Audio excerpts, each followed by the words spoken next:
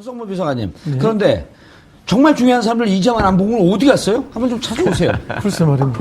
문고리 3인방 중에 정호성 들어가 있고 이재만 안봉근에 대해서 누가 숨기는지 계속 숨기고 있어요? 이 친구들이 20년 정도를 박근혜 전 대통령을 모신 사람들인데 예.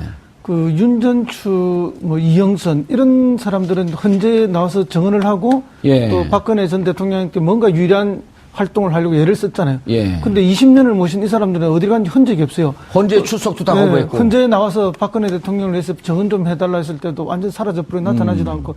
그래서 아주 의리 없는 사람들이 아닌가. 이렇게 일반적으로. 전략일까요? 의리 없는 사람들일까요? 첫째는 이제 의리 없는 사람이라고 일반적으로 보고 있는 것이고요. 그래서 지살길만 찾고 있는 것이 아닌가.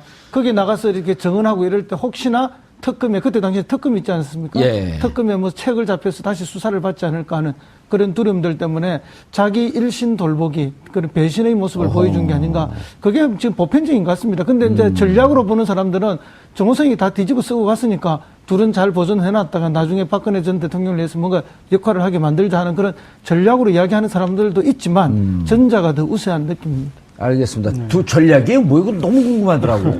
저는 아직 이 의리 없는 사람의 그런 행위로 속단하기는 조금 그렇죠. 이른 것 같습니다. 뭔가 뒤에서 작전을 계속 짜고 있는 것 같아요. 예, 그러니까 지금 이렇게 의리를 저버리고 이렇게 살아날 그럴 판도 아닌 것 같고, 그래서 그런데 이제 이들이 협조해 준 것은 어디까지일까? 그리고 이제 어떤 그런 얘기가 또 있었습니다. 박근혜 전 대통령 청와대 시절에.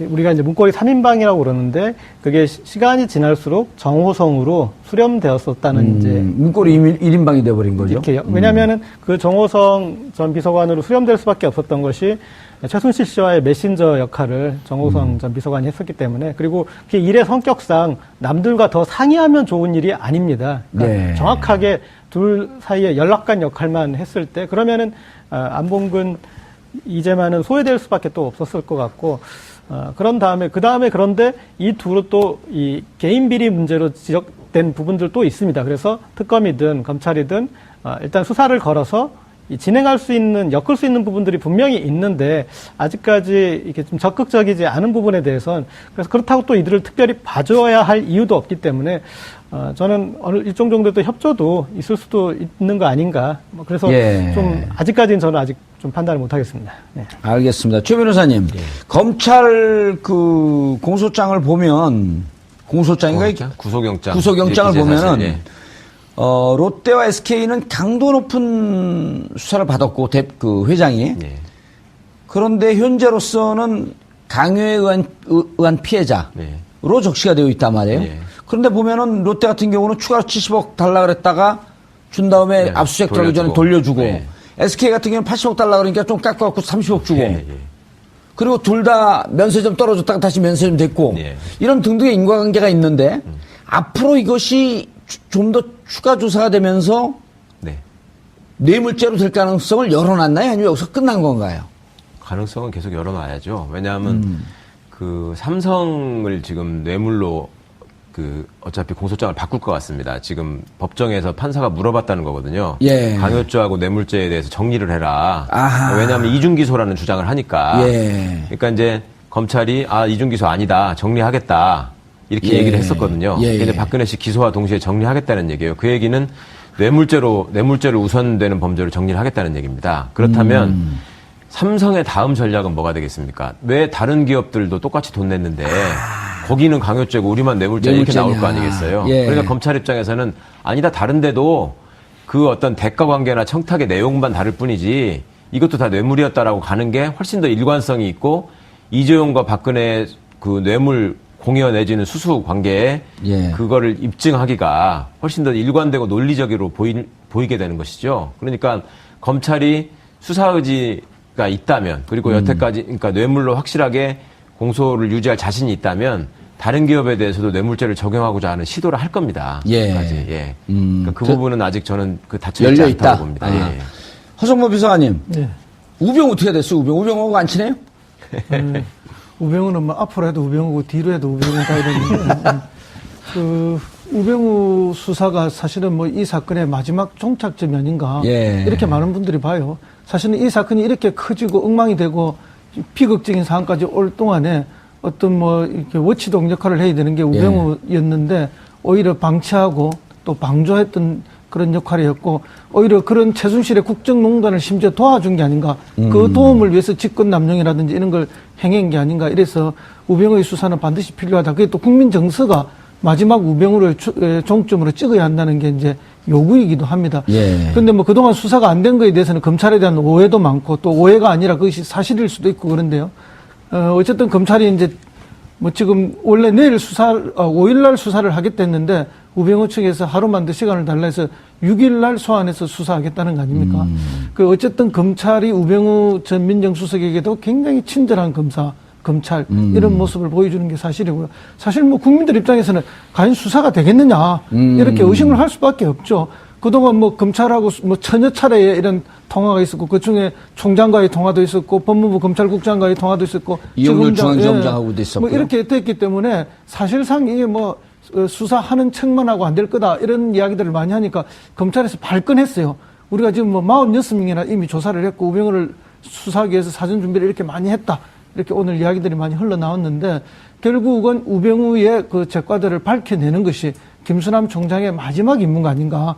그리고는 결국은 옷을 본인도 벗는 것이 아닌가 이렇게 예측하고 있습니다. 오, 세게 예측을 하시네. 사실은 박근혜 전 대통령이 구속이 되고 이 상황이 있으면 이제 자기는 옷을 벗어주는 게 맞는 이야기죠. 그런데도 안 벗고 있기 때문에 뭔가 더 마지막 임무가 남아있는 것이 아닌가. 그래서 이제 우병우를 정리하는 거. 그게 육참골단의 마지막 모습이 아닌가. 어떻게 보세요? 이런 얘기가 있잖아요. 김수남 총장이 우병우로 치면은 유지가 될 거고 우병우를 못 치게 되면 옷을 벗는 상황이 올 것이다. 그러니까 검찰 내부에서야 당연히 앞으로 검사를 쭉 해야 되는 사람의 입장에서는 우병우 씨에 대해서 어떻게든 확실하게 처리를 하고 넘어가야지만 그나마 검찰이 살 수 있는 여지가 생긴다라는 생각을 가질 수밖에 없고요. 시간이 걸리는 이유는 사실은 지금 이제 허성무 평론가님 말씀하신 것처럼 수천 회의 통화 또 여러 가지 밀접한 관계에서 지금 현재 검찰 수뇌부가 우병우로부터 자유롭지 못하다라는 점이 아마 이제 시간을 끄는 요인이 됐을 겁니다. 그런데 지금쯤은 이제 결정을 해야 되는 순간이죠. 상황이 됐죠. 그리고 우병우 입장에서도 사실은 계속 계산을 하고 있어야 될 것 같아요. 그러니까 검찰과의 어떤 딜을 시도는 하겠지만 자기도 평생 감옥살이를 할 게 아니고 어차피 나와서 또 재기를 노려야 할 거기 때문에 좀 싸게 들어가자. 지금 상황에서 그렇죠. 검찰과 어느 정도의 선에서 인정을 하고 형을 사는 거를 택할 것인지 아니면은 끝까지 협박을 해가지고 만약에 나를 죽이면 나도 가만히 있지 않겠다. 나도 다 터뜨린다라고 하면서 끝까지 버팅길 것인지에 대한 판단을 해야 될 것인데 그거는 양쪽 간에 어차피 서로 간의 피해를 최소화하고 접점을 찾아야 되는 상황일 것 같고요. 그렇다면 우병우 씨 입장에서도 지금 나와서 재기를 할 수 있는 유일한 통로라고 하면 제가 보기에 형기가 종료되고 선거에 출마할 수 있는 자격만 확보가 되면 결국 고향으로 돌아가가지고 과거에 다른 사람들이 했던 것처럼 영주에서 영주나 뭐 봉화 같은 지역에서 아니면 대구에서 뭐 정치인으로서 재기하는 이런 길을 장기적으로 생각해야 되지 않겠습니까? 그렇다면은 지금 선에서 과연 검찰에다가 반기를 들고 말하자면 그 조직이 어찌 될 망정 내가 살기 위해서 수뇌부를 완전히 난도질하는 그런 선택까지는 아마 못하지 않을까. 그렇다면은 본인의 개인 비리 그다음에 직권남용의 여지나 흔적들이 지금 너무나 많은 곳에서 지금 나오고 있기 때문에 또 당한 공무원들이 너무 많기 때문에 그런 점들을 피해갈 수 없다라는 생각은 본인이 어느 정도 할 것 같습니다. 저도 뭐 숟가락 조금 얹자면 젓가락도 얹으세요. 그런 수순일 것 같습니다. 가장 무난한 것은 우병우 전 수석 같은 경우에 최순실 씨 관련된 국정농단의 이 비리와 연루돼서 들어가는 선택은 안 할 겁니다. 마지막 어떤 최후의 마지노선이기 때문에 그 전에 어떤 개인 비리 문제나 정강 그리고 아니면 이제 문체부 어떤 직원들 징계 자천시킨 거. 그리고 조금 더 가면은 세월호 수사에 대한 어떤 관여한 그 부분까지 그렇죠, 하면서 이제 어느 정도 사법 처리가 될 것이고 김수남 총장 같은 경우에는 이전에 노무현 전 대통령 수사지휘했던 임채진 총장 그리고 김대중 전 대통령 당시에 홍삼 트리오 그 아들 문제 수사지휘했던 이명대 총장이 뒤에 사퇴했듯이 이제 우병우 건까지 우병우가 그렇게 구속이 되면은 그 다음에 이제 사퇴를 함으로써 그 뒤에 우병우와 관련돼서 검찰까지 건드리지 못하게 그러니까 나의 사퇴로 이제 어떤 검찰에 대한 이거는 가름하자 이제 그 정도에서 마무리가 되지 않을까 싶습니다. 알겠습니다. 박근혜 최순실 국정농단 사태가 이제 우병우라고 하는 마지막 인물만을 남겨놓고 있는 상황입니다. 박근혜 대통령 구속영장 청구할 때 김수남 검찰총장이 이런 말씀을 했습니다. 법과 원칙에 따라서 하겠다고. 법과 원칙에 따라서 해주시기 바라겠습니다. 두 분이 혹시 지금이라도 우병우, 김수남 두 분께서 막후에서 협상하는 듯한 모습을 보이게 되면 아직도 1,600만 촛불 시민의 3,200만 개의 눈과 그다음 네티즌 수사대들이 그리고 국민이 지켜보고 있다는 사실을 명심해 주시기 바라겠습니다. 정봉주의 품격 시대에서는 여러분의 소중한 의견을 받습니다. 샵 5400으로 주제에 맞는 다양한 의견 문자로 보내주시기 바라겠습니다. 100원의 정보 이용료가 부과됩니다. 한 발 더 깊이 들어가는 시사 분석, 여러분은 지금 생방송으로 진행하는 정봉주의 품격 시대와 함께하고 계십니다.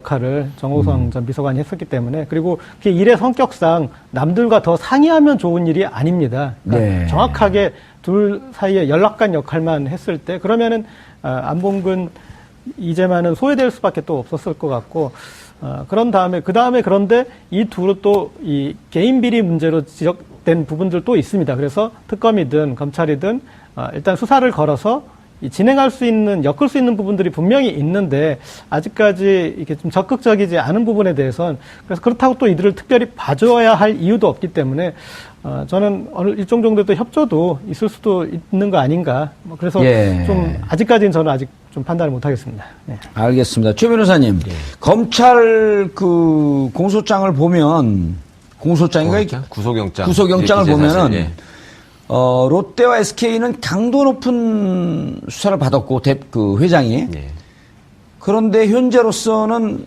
강요에 의한 피해자로 적시가 되어 있단 말이에요.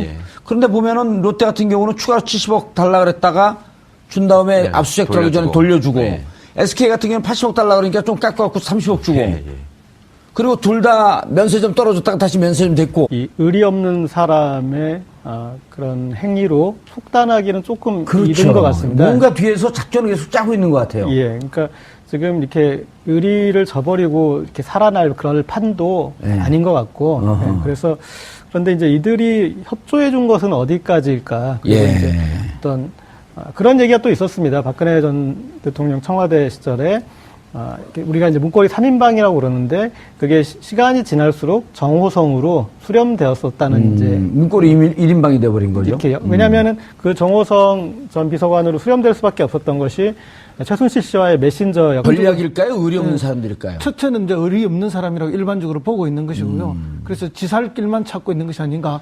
거기 나가서 이렇게 정언하고 이럴 때 혹시나 특검에, 그때 당시에 특검 있지 않습니까? 특검에 뭐 책을 잡혀서 다시 수사를 받지 않을까 하는 그런 두려움들 때문에 자기 일신 돌보기, 그런 배신의 모습을 보여준 게 아닌가.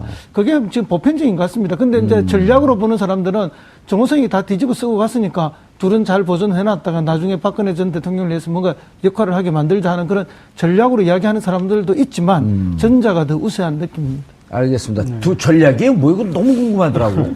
저는 아직 허성모 비서관님. 그런데 정말 중요한 사람들 이재만 안봉근 어디 갔어요? 한번 좀 찾아오세요. 글쎄 말입니다.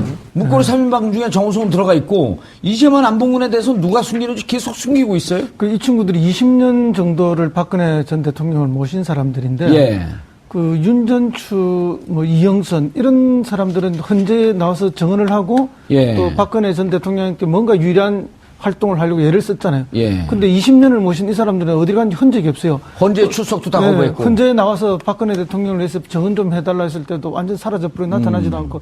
그래서 아주 의리 없는 사람들이 아닌가. 이렇게 일반